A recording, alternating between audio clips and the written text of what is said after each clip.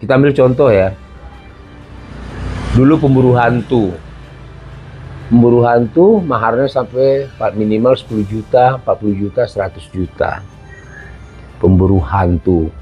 Hantu bisa diburu, ini lucu juga. Si klien datang ke rumah dukun, mengatakan bahwa rumahnya selalu diganggu oleh makhluk-makhluk gaib. Wah, ini ya, makhluk gaib. Dan kemudian terjadi transaksi dan sang dukun ini berjanji akan datang survei ke rumah kliennya tadi yang katanya diganggu hantu, dedemit, apalah namanya ya, whatever lah ya. Nah, mereka rata-rata bertiga atau berempat. Ini kalau saya lihat dia berempat bertiga ini ada semacam trik ya, kenapa mereka berempat berlima.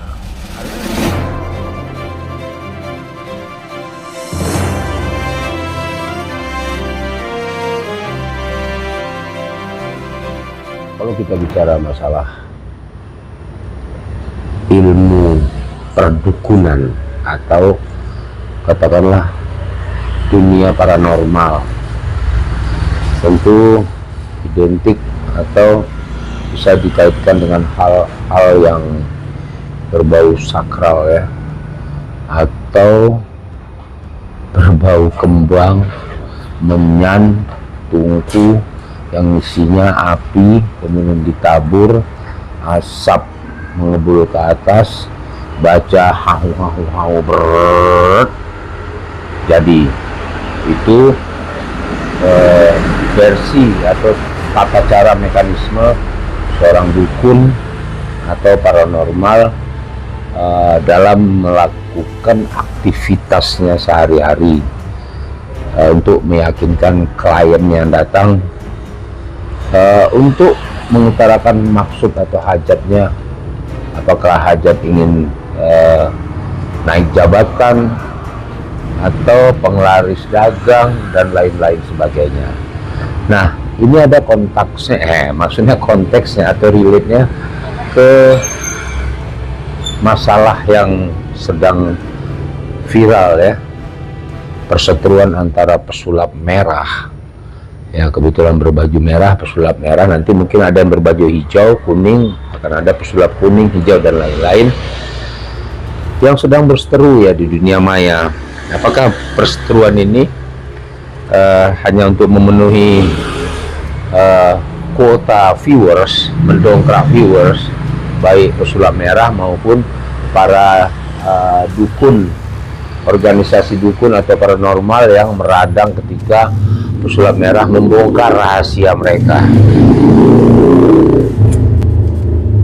Sah-sah aja sih ya, mereka membuat suatu konten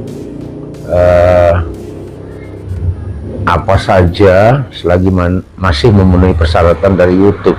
Silakan, tidak terkena ban ya dari YouTube.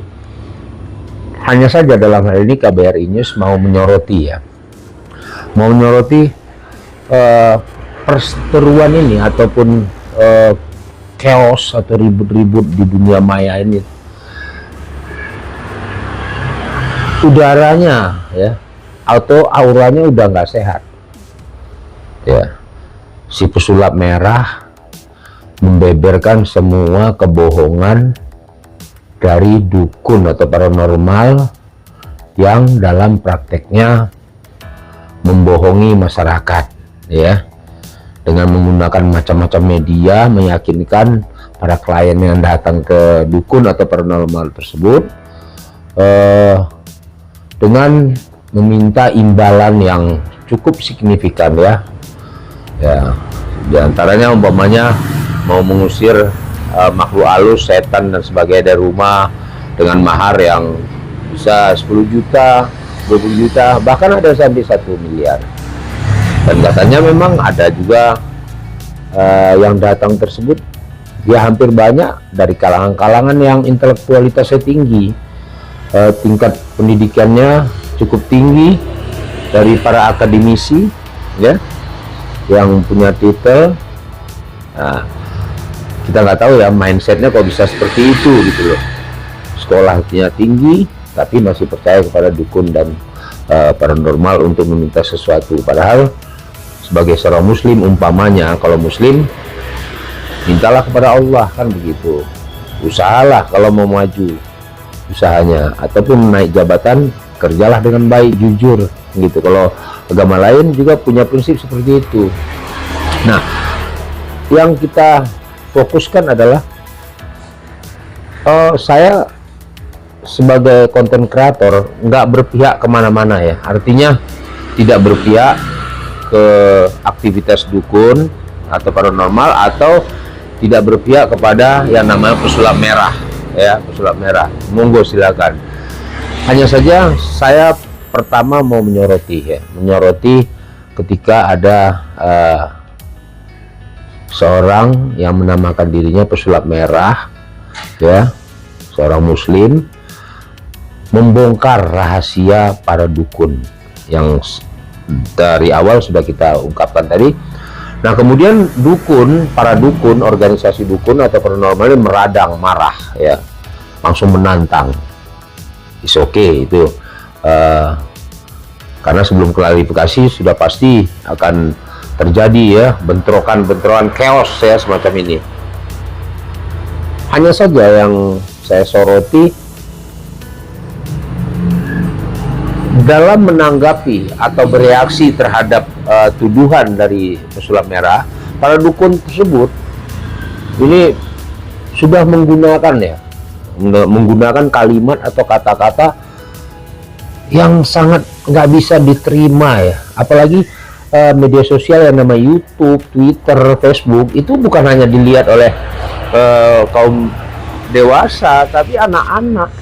Coba sampai memaki-maki, menggunakan kata-kata, maaf, saya muslim. Dan mereka umumnya, para dukun yang bereaksi, yang sampai memanggil pengacara, itu mereka rata-rata muslim, bukan muslim, saya bilang Islam ya. Saya bilang Islam, kalau saya muslim. Karena muslim sudah pasti Islam. Kalau Islam, belum tentu dia muslim atau muslimah. Nah, mereka yang notabene-nya beragama Islam, para dukun ini, menggunakan kata-kata dengan membawa juga nama Allah, kemudian Rasulullah, tapi perangainya atau attitude-nya, sikapnya sama sekali jauh dari ajaran agama Islam, ajaran Nabi Muhammad. Pokoknya kalimatnya, kata-katanya udah nggak bisa ditolerir kalau dari sudut perspektif saya ya, sudut pandang saya sebagai konten kreator juga di KBRI News. Apakah mereka bertindak demikian juga untuk mendongkrak viewer ya? Karena para dukun ini mereka punya channel juga, channel YouTube. Sekalian memanfaatkan ketika ada reaksi, mereka bereaksi dengan keras untuk mendongkrak viewers mereka. Tapi silakan saja, kan saya bilang tadi dari awal, silakan aja, tapi gunakanlah kalimat yang baik, kalimat yang mengedukasi orang, memotivasi, menginspirasi, kan begitu. Nah, ini sama sekali nggak ada. Layaknya dukun dan paranormal ini seperti preman ya. Kalau preman wajar mereka hidup di jalan ya, tanpa ada unsur-unsur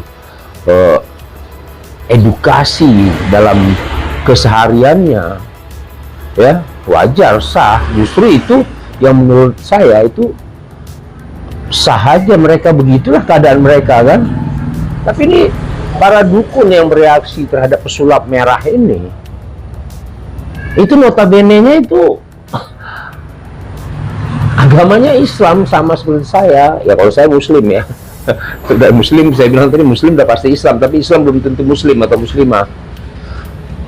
Ya mereka rata-rata katakanlah 80-90% beragama Islam. Kenapa menggunakan kalimat yang tidak senonoh gitu, nggak punya etika, nggak punya moral? Ini dekadensi moral. Kemudian menggunakan pengacara, buat apa pengacara dipanggil? Kalian kan harus keluarkan uang lagi. hanya untuk persoalan yang saya anggap ini nggak terlalu penting, ya. Mau pembuktian ya monggo, ajak atau telepon, WA, ya, atau apa aja lah. Tapi jangan menggunakan kalimat-kalimat yang benar-benar kalimat yang nggak bisa dah ditolerir gitu. Nah, tapi kita tarik dulu ya sebentar permasalahan ini ke belakang. Lewat kalau saya amati praktek-praktek dukun ini memang banyak bohongnya. Kenapa saya bilang banyak bohong? Saya pernah melihat dan mengalami sendiri. Yang tadi mereka menggunakan media ya untuk meyakinkan ya, padahal mungkin kosong itu semuanya, nggak ada media seperti dupa ya, dibakar keluar asap, kasih kembang, menyan dan sebagainya untuk meyakinkan ya. Artinya secara psikologis mereka sudah menang pertama ketika kliennya ataupun katakan seperti nasabah datang ke mereka, ke dukun itu udah poin pertama mereka yang datang itu akan lebih percaya ya, tingkat confidence-nya itu lebih tinggi, high confidence kan gitu. Nah, kemudian mereka menggunakan kostum atau wardrobe yang benar-benar ya tadi sama dengan media tadi ya, seolah mereka itu punya ilmu yang tinggi ya. Sebenarnya nggak ada sih, yang tinggi itu hanya Allah ilmunya, manusia itu cuma di bawah. Dia bilang nih, kita ambil contoh ya, dulu pemburu hantu maharnya sampai minimal 10 juta, 40 juta, 100 juta. Pemburu hantu bisa diburu, ini lucu juga. Si klien datang ke rumah dukun mengatakan bahwa rumahnya selalu diganggu oleh makhluk gaib. Wah, ini ya, makhluk gaib. Dan kemudian terjadi transaksi dan sang dukun ini berjanji akan datang survei ke rumah kliennya tadi yang katanya diganggu hantu, dedemit, apalah namanya ya, whatever lah ya. Nah, mereka rata-rata bertiga atau berempat. Ini kalau saya lihat dia berempat bertiga ini ada semacam trik ya, kenapa mereka berempat berlima, karena ini sistem atau mekanisme kerja mereka itu yang saya lihat itu ya persis seperti mantan Kadif Propam Irjen Pol Sambo ya, persis gaya-gayanya tuh gaya-gaya Sambo ini, cara kerjanya untuk mengelabui atau untuk meyakinkan orang tersebut, klien tersebut. Nah, dukun begitu juga, dia datang berempat berlima, kemudian melihat, dia nggak mau langsung masuk ke rumahnya itu, dia seperti mereka menyebar depan rumah, yang satu baca-baca, yang satu ini ya, kemudian masuk perlahan-lahan, wah acting nih. Nah, itu udah ketahuan bohongnya ya, acting ya. Nah, mungkin yang 2 orang atau 3 orang lagi menunggu di luar itu berusaha untuk supaya lebih interact lagi, dan bertindak mereka gali lubang ya kecil, mereka masukkan ke dalam itu tah telur, ada paku atau apalah ditanam di situ ya, supaya nanti mereka waktu mengadakan aksi dari dalam, mereka bakar menyan keliling rumahnya sampai keluar, lama-lama pada titik tertentu agak jarak 1 meter mereka diam sebentar.